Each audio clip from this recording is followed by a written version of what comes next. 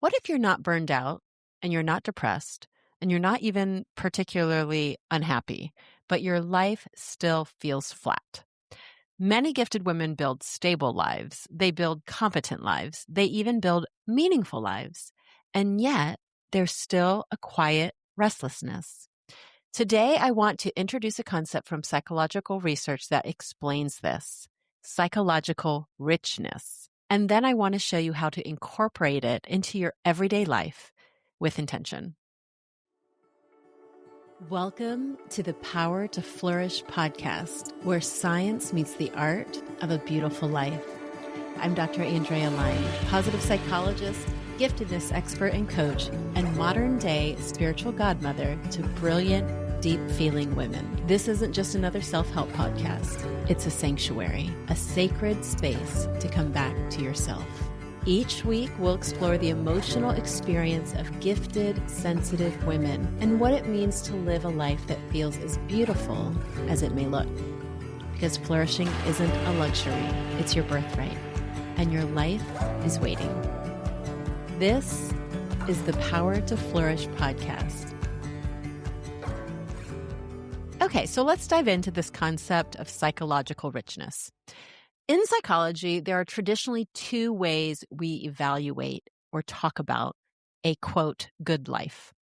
There's a happy life, which of course most of us can relate to. Most of us, especially in America, are looking to have a happy life. I mean, just go to the bookstore, and the explosion of books on happiness in the last couple decades is out of this world. And a happy life is one that's high in positive emotion and life satisfaction. That's sort of how we simply define it in psychological terms. Then there's the meaningful life, right? And we look at that, and that's really good. I mean, a happy life is also really great, and a meaningful life is wonderful. And that is a life with purpose and coherence and contribution. So for a percentage of people, they're more drawn to having a really meaningful life. And maybe they also want a happy life, but a meaningful life is perhaps even more important to them. But research by a psychologist by the name of, and I hope I do not butcher this name, Shigehiro Oishi. Oh my goodness, that's a hard name to say. Shigehiro Oishi. I'll include his name in the show notes so you can see how that's spelled and you can look him up yourself. But the psychologist suggests there is a third dimension, a psychologically rich life. And a psychologically rich life includes things like novelty, variety, intellectual stimulation, emotional range, perspective shifts, aesthetic experience, and experiences that stretch or change you. Now, as I go through that list, and I can say them again, but as you think through that list: novelty, intellectual stimulation, emotional range. I mean, when I look at that, when I hear that, I, like, in my mind is screaming, gifted woman, gifted woman, gifted woman, because we are like wired for richness. We want and need richness. We cannot survive on anything less, if you want my opinion on it. So here is the key difference, though, because, having a happy life is great. Having a meaningful life is great, different. And then there's this concept of a psychologically rich life.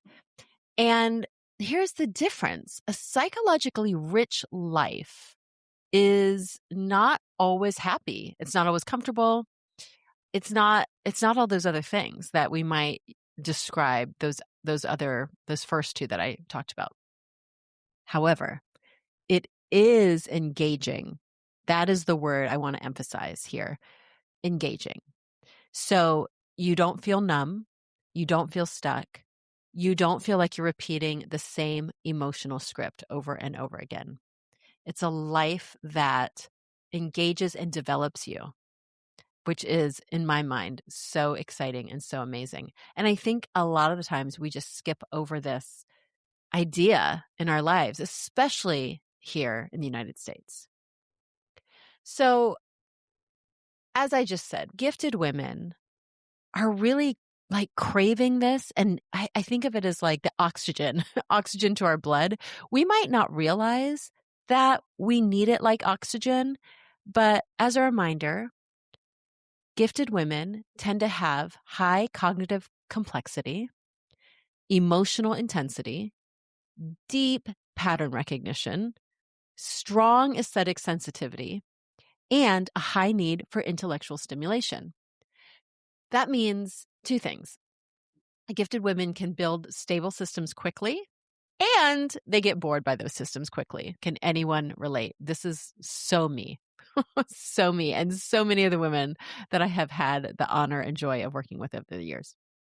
So if your mind processes complexity quickly, then predictability can start to feel like a constraint, you know? So on the one hand, I really do well with structure and routine, but when things get too predictable, I want to run. I gotta do something different. I have to have some novelty.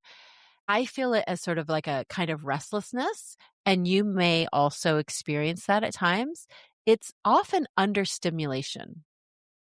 And I know there's a lot out there on women with ADHD. And so I'm not going to talk about that in this episode. However, there are a lot of overlapping qualities of women with ADHD and gifted women. I'm not going to go into that in this podcast, but if you are a woman who also has a diagnosis of ADHD, this could also very much be true for you too. So, including you in the conversation here. And that restlessness, so the reason why I want to frame it this way is that it's not that something is wrong. I think when we think about ADHD, we think, oh, the brain, there's something wrong.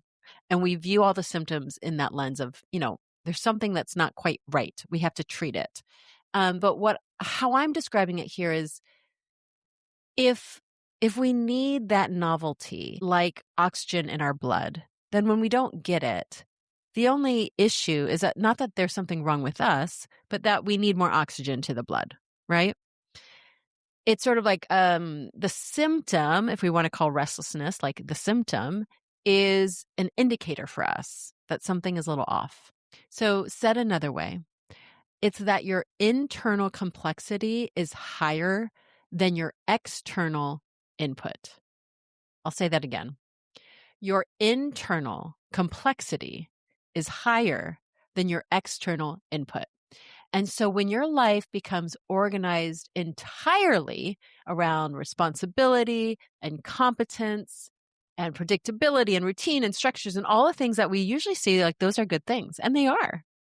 But when your life becomes so organized entirely around those things, you're optimizing for efficiency. You have to understand that efficiency and richness are not the same thing. They are not the same thing. You're going to get different outcomes. So if you're optimizing for efficiency, that's going to look very different than optimizing for psychological richness, right? Efficiency reduces friction in your life, which is wonderful. And gosh, I love a good, efficient system. But richness increases engagement in your life. Efficiency reduces friction. Richness increases engagement. Now, let me just sort of illustrate what psychological richness is not. Okay, so when we're using this term, we do not mean, it's very important to understand, we do not mean creating unnecessary drama. That is not what we're talking about. We do not mean making impulsive decisions, which usually leads to unnecessary drama. It doesn't mean you're blowing up your life. Like, we don't need to be doing these things to engage in our lives. It doesn't mean, we are taking these big, big risks and like seeking constant adrenaline rushes. Like, that is not the same as psychological richness. That, my friend, is just pure chaos, right? That's dysregulation, chaos, goodness. That is not richness. Psychological richness requires a secure base. So how do we know the difference? Here's the difference. Dysregulation feels urgent. That's why there's like that impulsive quality. It feels urgent. Richness, it feels expansive. Where dysregulation is often driven by anxiety, richness is driven by curiosity. Dysregulation destabilizes your nervous system, and richness stretches it. So, what are 3 practical ways you can build psychological richness into your everyday life? Number 1, add controlled novelty. Now, you might hear controlled novelty and it's like, that doesn't seem like those 2 words should go together. But let me explain. What I want you to try it on for this week, is to do something that is new, low risk, and slightly uncomfortable. Okay? You want to try something new, low risk, and slightly uncomfortable. This is what we mean by controlled novelty. You don't want to go like way out of your comfort zone or something that's very, very high risk, but you do want to try something new. So, what are some examples of this? Like maybe you attend a lecture outside of your field. I have given examples in the past of when I took a landscaping, like gardening class with a bunch of professionals in the field, and it was brand new to me. So it was very much outside of my comfort zone, but it was pretty low risk because I wasn't trying to be a professional, you know, architect of landscaping, or I don't know what the right word is. I was not trying to do this. It was just for fun. It was a hobby. Maybe you try a new art form. If you do art or some kind of creative work, maybe you just try to do it in a different form. Here's a low risk one and fun. Read a book outside your usual whatever genre you would pick. Like, just try something different. Okay? This is novelty. It's like this one I love. I do this a lot. I have to do this actually. Take a different route home, whether that's on a walk or driving. I literally have to do this especially where I live, I don't live in a big city, which is nice because I don't have to deal with a lot of the traffic and, everything that comes with a big city. But if I'm not careful, my world can start to look really small. And then I'm just driving on the same roads every day. And sometimes it just helps my brain to go a different way and just drive down a road I don't normally drive down. So it's really simple, low risk, maybe slightly uncomfortable because, you don't know where I'm going. And one last example is initiating a deeper than usual conversation with someone in your life. Now, again, you need to make this like slightly uncomfortable, but still low risk. Like, don't do anything too crazy, right? But these are just ideas of novelty. Novelty increases our neural flexibility, which means, said another way, it prevents and helps with cognitive rigidity, which I think a lot of us gifted women, highly intelligent women, we can sometimes struggle a little with that. And women with ADHD, I might add, since I'm kind of weaving that into the conversation. All right. Idea number 2, increase your aesthetic input. I love this. I'm just such an aesthetic girly in lots of different ways. Well, you may or may not relate to this, but many gifted women, we often have strong sensory and aesthetic sensitivity.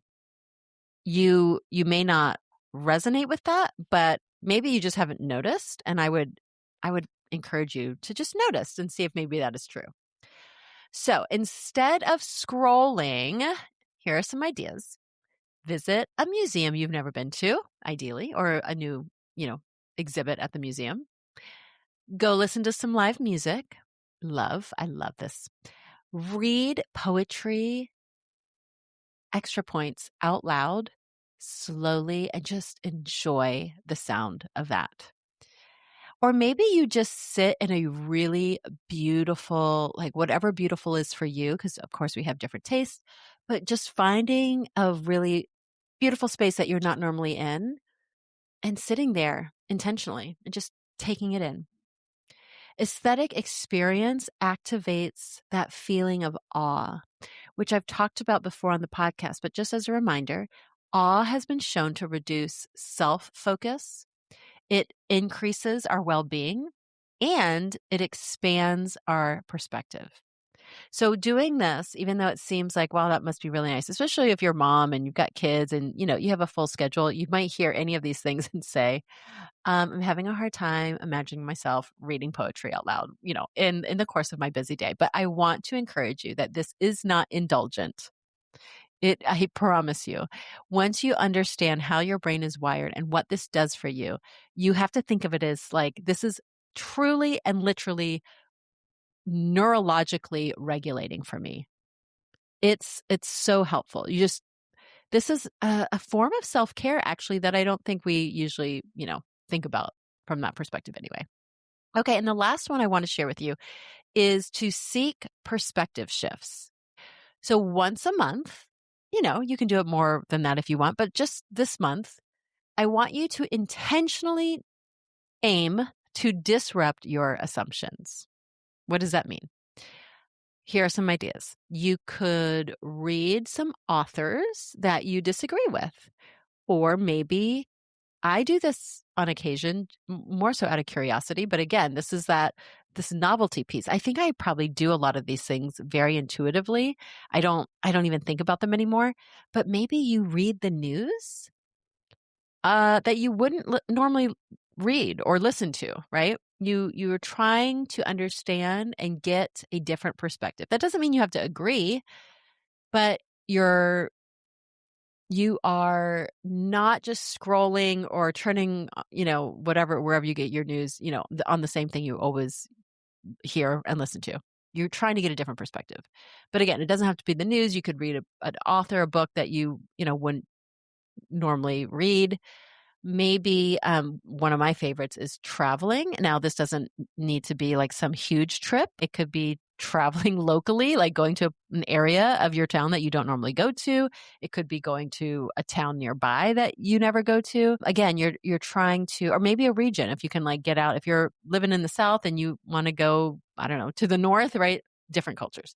I've lived in both. But you're looking for some perspective shifts. Really important.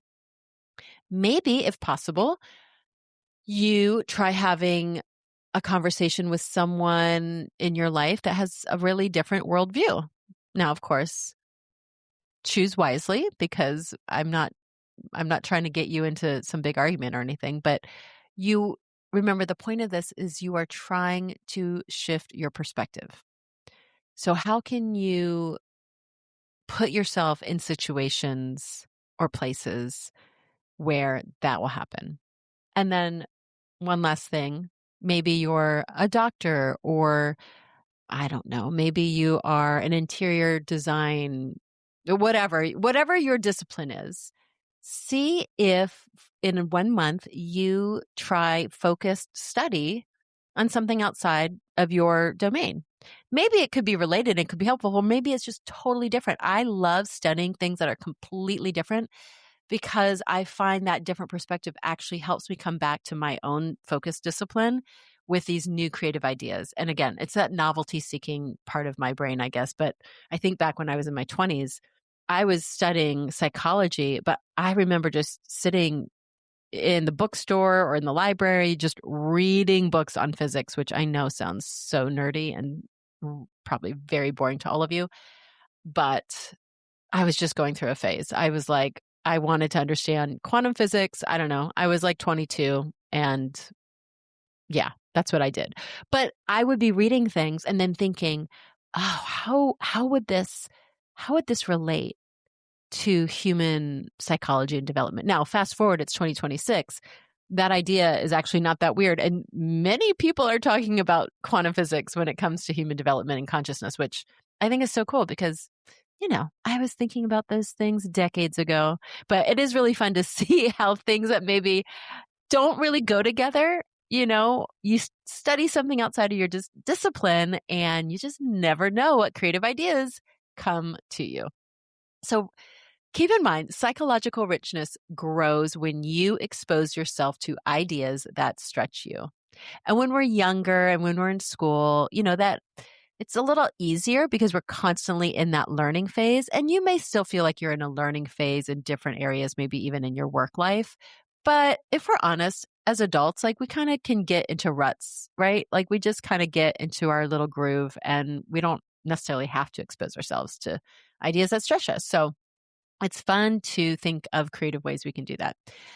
Growth happens at the edge of perspective. So I personally love growing. I love helping people grow. And this is a fantastic way to help yourself do that. So in closing, I want you to ask yourself 3 kind of diagnostic questions, okay? Number 1, is my life efficient but emotionally repetitive? Number 2, when was the last time something genuinely changed my perspective? And number 3, am I optimizing for comfort more than engagement? Or you could say, am I optimizing for efficiency, say, more than engagement?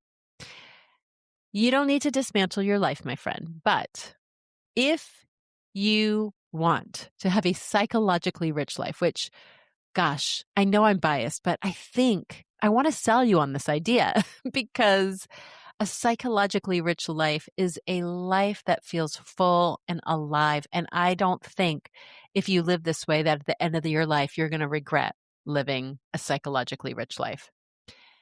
You may need to add some friction into your life intentionally, right? If you pride yourself on having a really efficient life, my friend, you're going to have to add some friction in. You're going to have to make it not be so efficient. You know, when you take that other route home and you don't know where you're going to go and you might get lost and it might take longer, you know, sometimes you got to do that. And if you're someone who has trouble doing that, I encourage you to find a friend. You probably have friends like this because sometimes we're, kind of attracted, or maybe it's our spouse, attracted to someone who's like a little different in our personality.